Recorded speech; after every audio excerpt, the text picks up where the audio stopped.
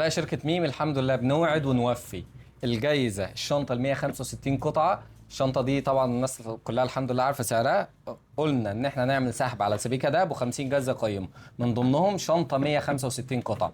نورنا اللي فاز بيها طبعا استاذ حازم، هو برضو نورنا ان شاء الله بعد اللايف على طول، فهيستلم الجايزة. عايزين نعرف رأي استاذ حازم في. صراحة والله حاجات جميلة جدا هنا.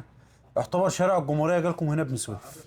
طيب عايزين نعرف احساسك ايه لما رنينا عليك قلنا لك انك كسبت انا الشنطة. حسيت ان حد من اصحابي بيشتغلني والله.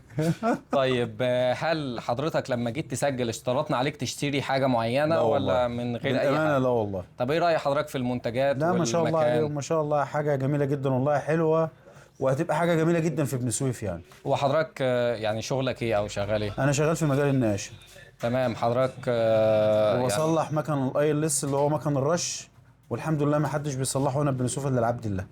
تمام. نورتنا يا أستاذ حازم وألف مبروك على الشنطة، إن شاء الله الله طبعا يعزك. هتفيدك بإذن الله ان في شاء شغلك الله رب بإذن الله. العالمين، ان شاء وألف الله رب مبروك يا العالمين. أستاذ حازم. حبيبي يا زميلي. حضرتك شفتني قبل كده أو اتعاملت معانا في والله حاجة؟ انا اول مرة اخش هنا. يعني ما كناش مظبطينها معاك لا لا مثلا لا ولا أي والله، حاجة؟ بالامانة لا والله. كلمة بس نقولها للعملاء بتاعتنا مع والمتابعين. ميم خليك في السليم. ماشي، نورت يا استاذ حازم. حبيبي. الف مبروك. الله يخليك.